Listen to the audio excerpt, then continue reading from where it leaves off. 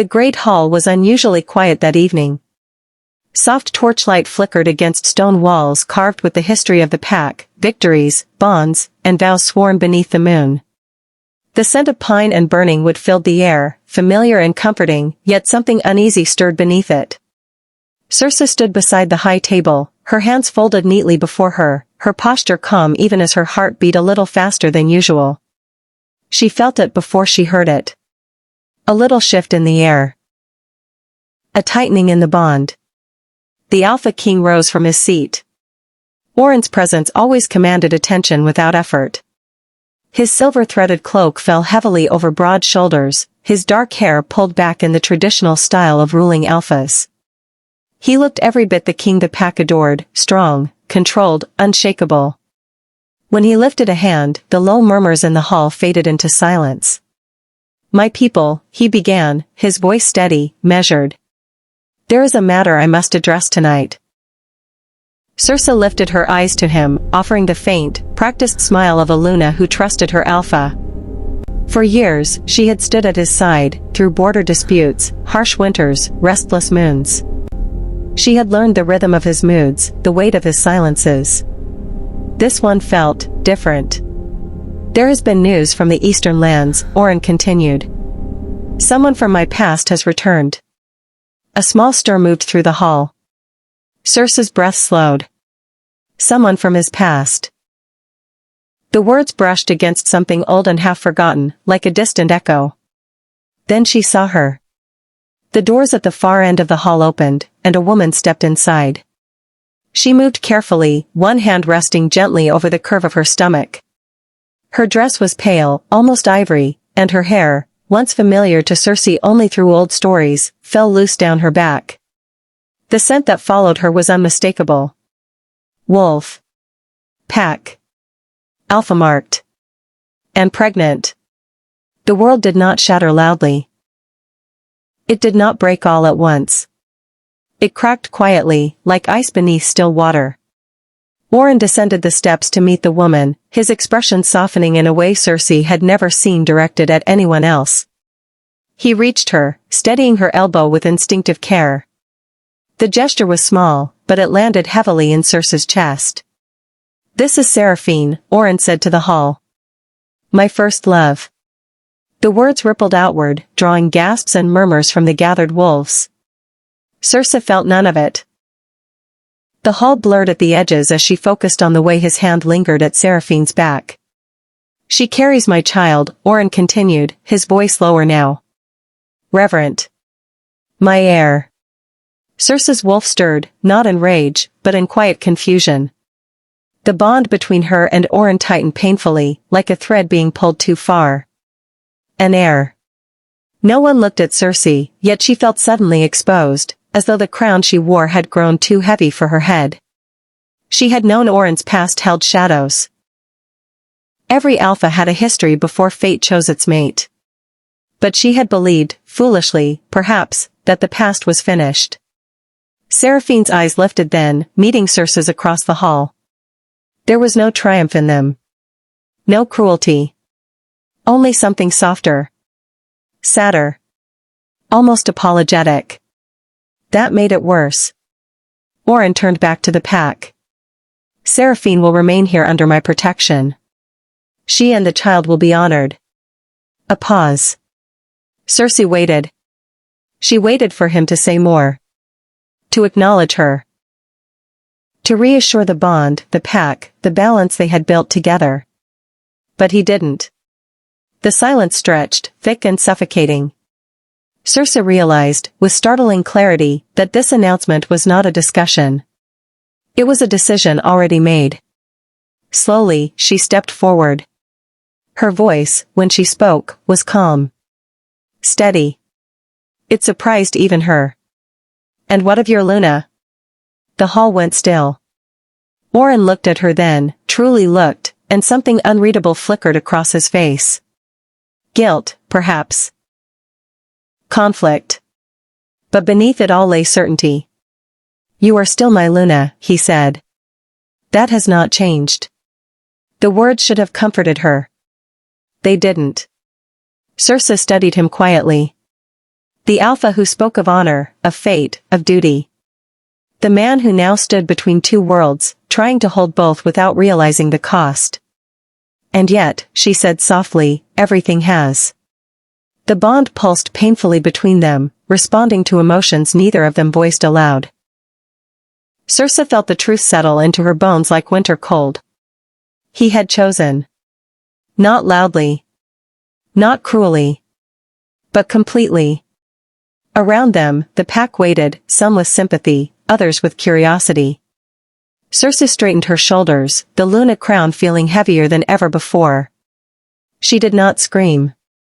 She did not beg. She did not break. But something inside her grew very still. And in that stillness, a quiet thought formed, one that would change the course of everything. If the alpha could move forward as though her heart were expendable, then she would no longer remain where she was unseen.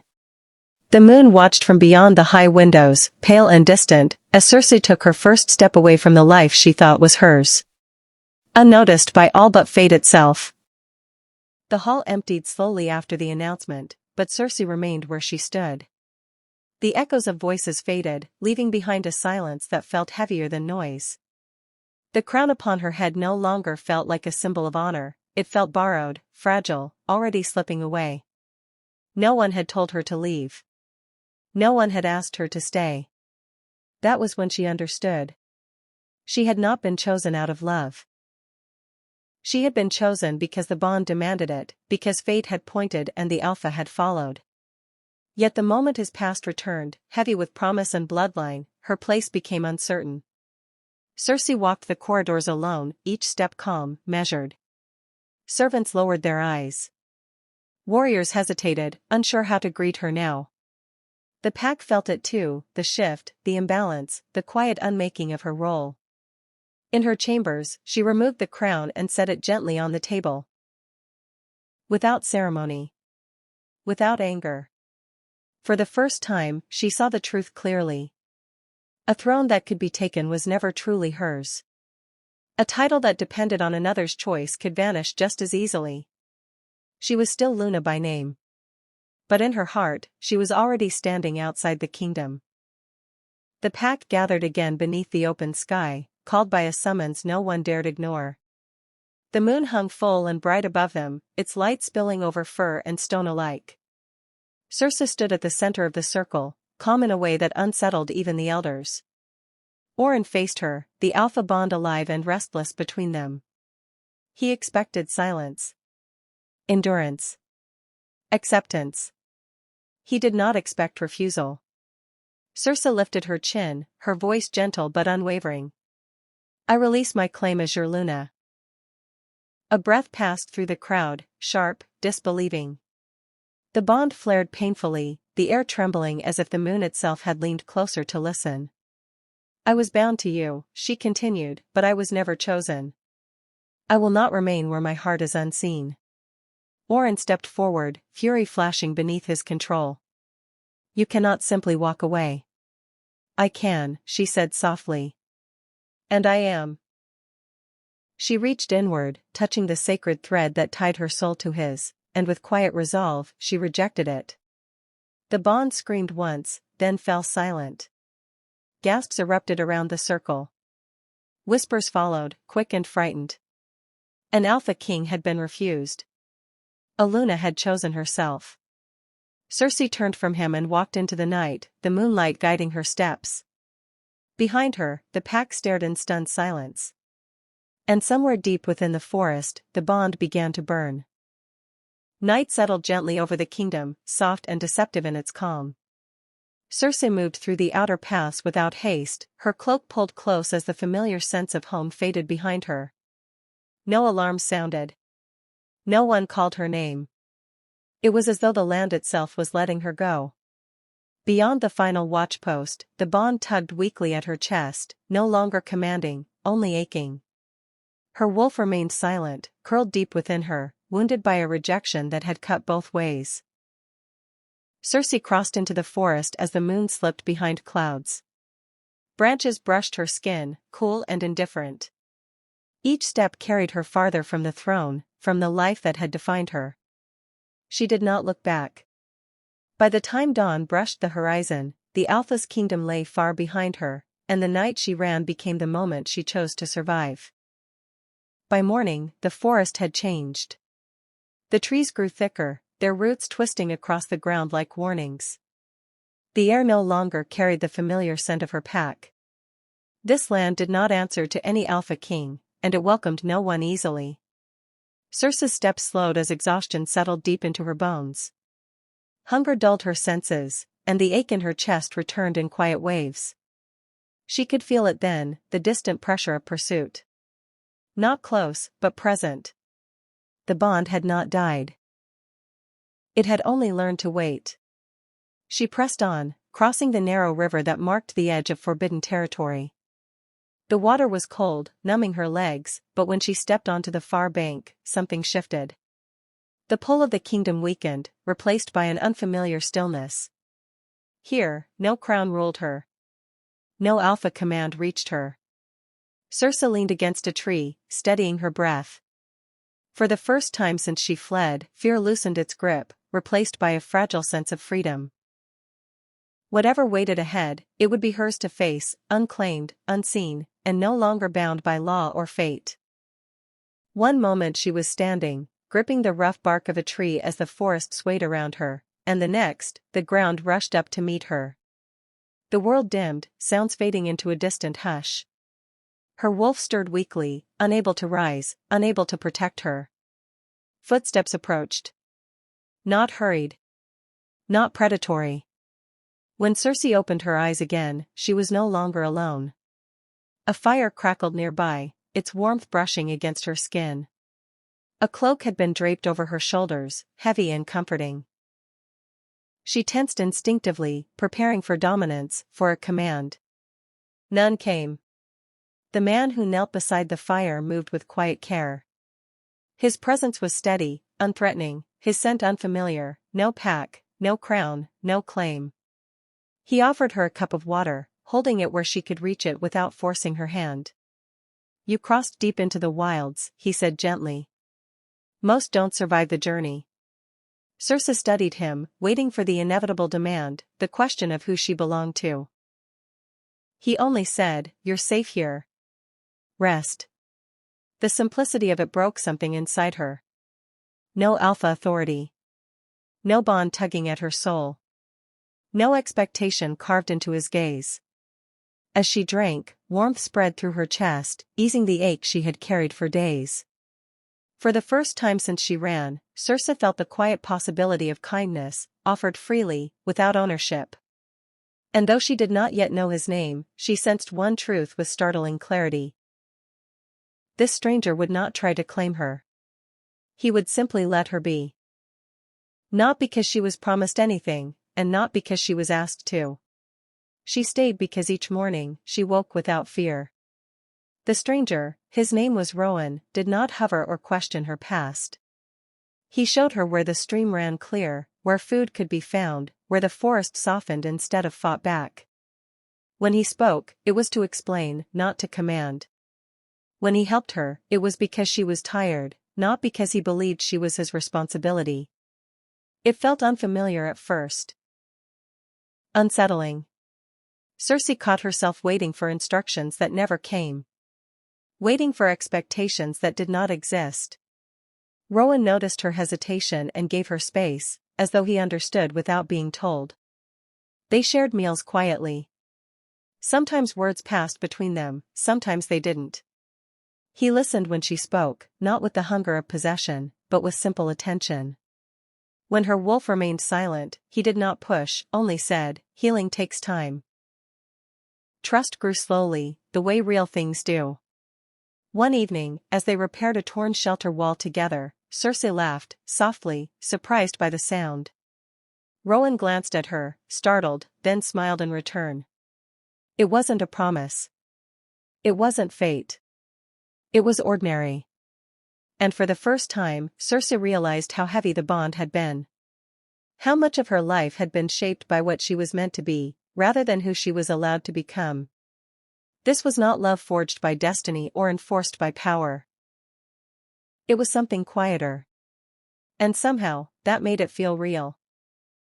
The moment Cersei crossed beyond the reach of his lands, Orin knew. It was not sudden pain, not the sharp break he had expected. It was worse than that. A slow, grinding emptiness settled into his chest, as if something vital had been pulled away and left a hollow behind. The bond did not fade. It was twisted. Sleep abandoned him. The familiar pull that once steadied his thoughts now burned, restless and demanding. Each breath felt wrong, unbalanced. His wolf paced endlessly beneath his skin, agitated and furious, reacting to a loss it did not understand. Orin tried to focus on rule and duty. He sat through councils, issued orders, listened to reports, but Cersei's absence followed him everywhere. Her silence pressed against the bond like a wound that refused to close. By the third night, his control began to slip. He snapped at warriors who spoke too slowly. Shattered a goblet without realizing his strength. The pack watched him carefully now, sensing the change in their alpha. She was not supposed to leave. The thought repeated itself, sharpening into anger. The bond demanded correction, demanded restoration. Reason told him to let her go. Power told him he could not. Orin rose before dawn, jaw set, eyes dark with resolve. Whatever path Cersei had taken, the bond would lead him to her. And this time, he would not allow her to walk away. The council chamber smelled of stone and smoke when Orin made his decision. The elders spoke carefully, choosing words meant to calm, to remind him of balance and tradition. They warned of unrest beyond the borders, of treaties that would fracture if he acted without restraint. Honor, they said, must guide an alpha's hand. Orin listened in silence. The bond pulsed beneath their voices, relentless and demanding. Each warning sounded distant, unimportant, compared to the certainty burning in his chest.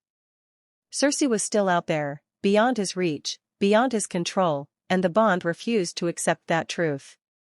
She rejected you, one elder said quietly. To pursue her now would invite war. Orin stood. Then war will come, he replied, his voice calm in a way that ended all debate. He turned to his commanders, eyes sharp with resolve. Gather the trackers. Call in our allies. I want every border watched. The room went still. This is not a retrieval, he continued.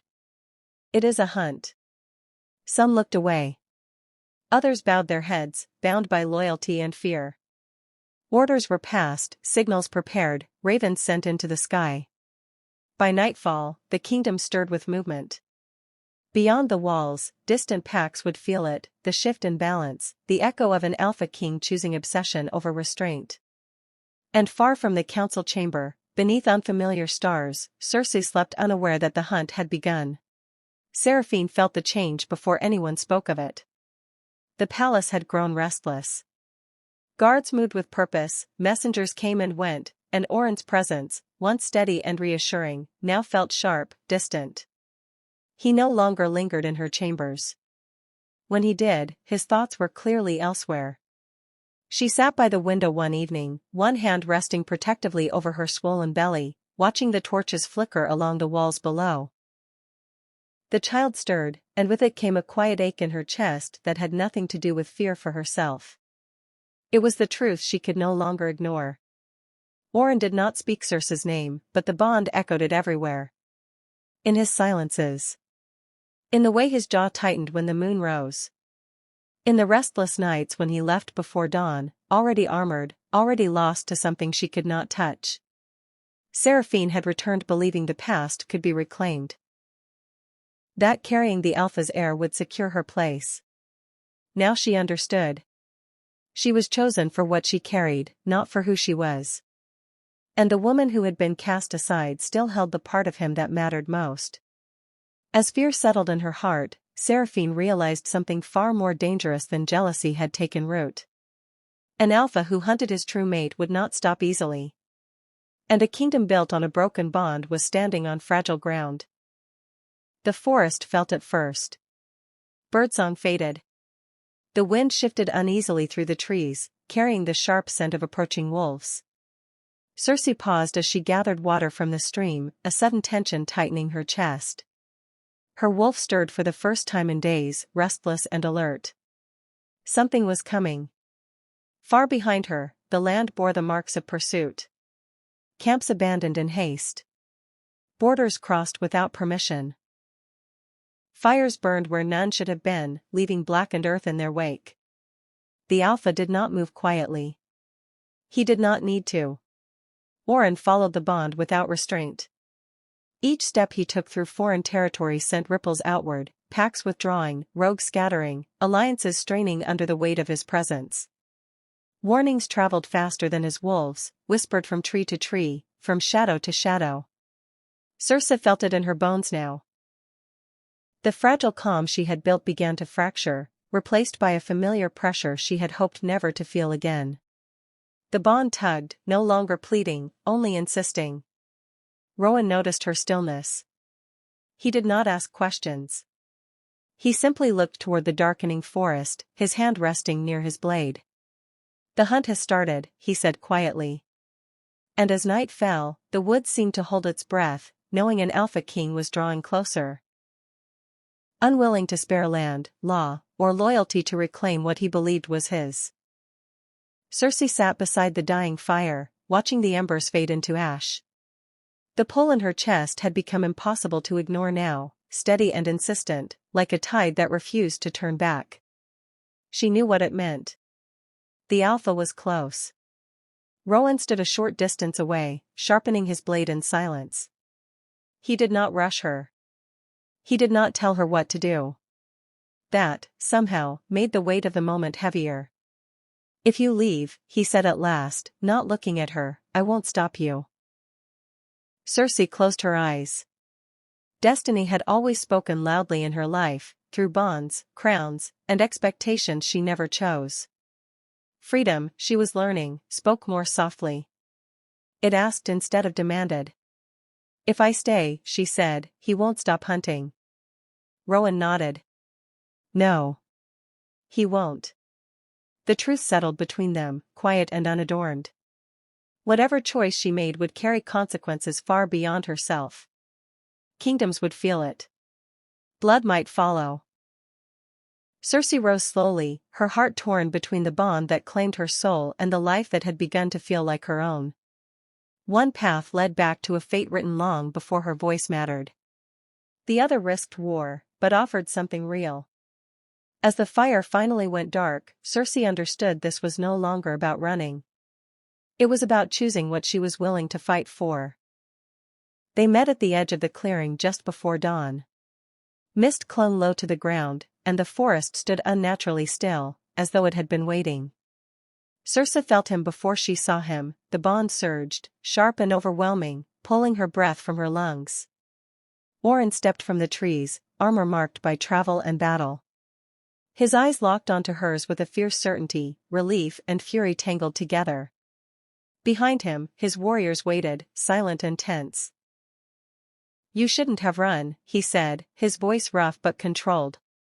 "You are bound to me." Cersei steadied herself, refusing to step back. "A bond is not the same as love." His jaw tightened. He moved closer, the air between them charged with power. "You are my mate. My Luna. The bond does not break because you wish it so." The sacred pull flared painfully, demanding obedience, urging her to yield. Cersei felt it press against her will, reminding her of nights shared, vows spoken beneath the moon. Orin reached for her, not in violence, but in expectation. "Come back," he said. "Take your place. This ends now." Cersei met his gaze, heart pounding. The bond called for submission. But her silence spoke of something far more dangerous. Refusal. The bond screamed for surrender. It surged through Cersei's chest, sharp and insistent, dragging memories with it, shared moons, quiet nights, the weight of duty she had once carried willingly.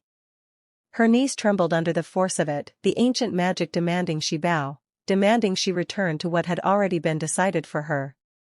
She did not. Cersei planted her feet into the damp earth, grounding herself in the present moment. She focused on her breath. On the steady beat of her heart. On the simple truth that she was still here, still whole. Orin felt it immediately. "You feel it," he said, his voice tightening. "The bond does not lie." "No," Cersei replied softly. "But it doesn't tell the whole truth either."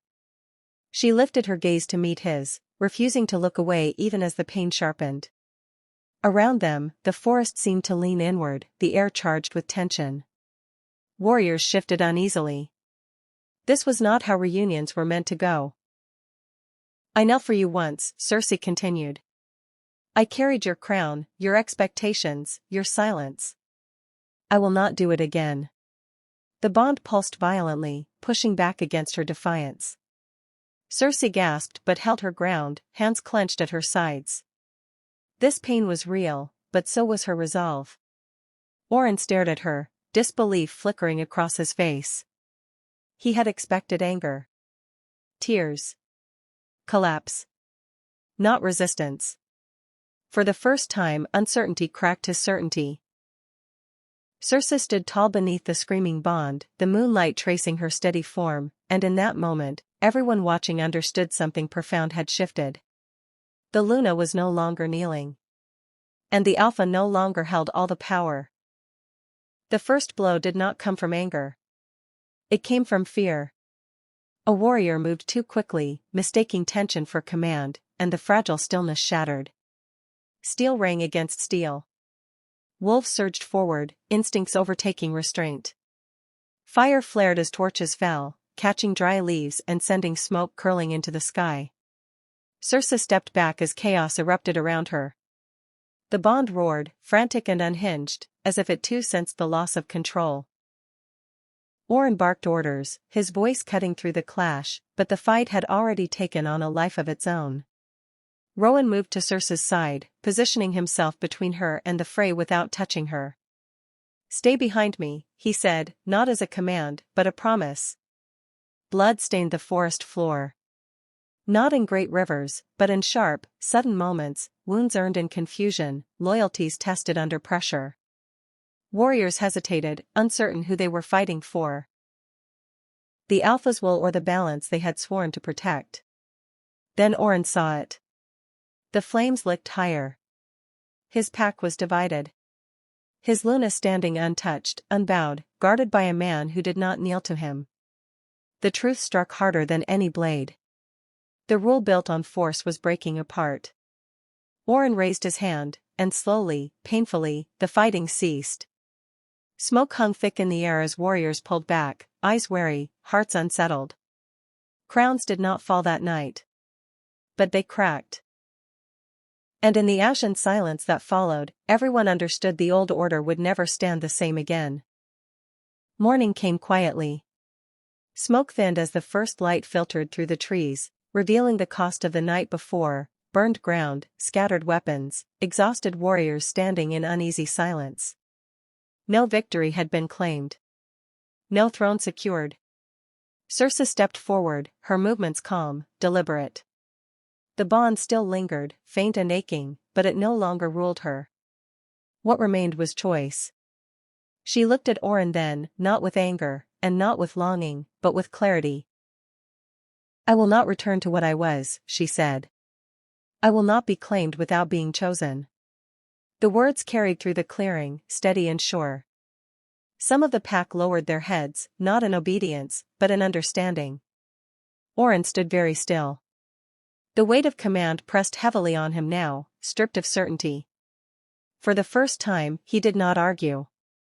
He did not demand it. He only nodded, a quiet acknowledgement of what had already changed. Cersei turned away from the ruins of old expectations and faced the uncertain path ahead. Whether she would walk it beside Rowan or alone no longer mattered as much as the truth she carried with her. She was not a crown to be worn. Not a bond to be enforced. She was a Luna by strength of spirit, not by decree. As the sun rose higher, the forest breathed again, and the kingdom, fractured but awake, began the slow work of becoming something new.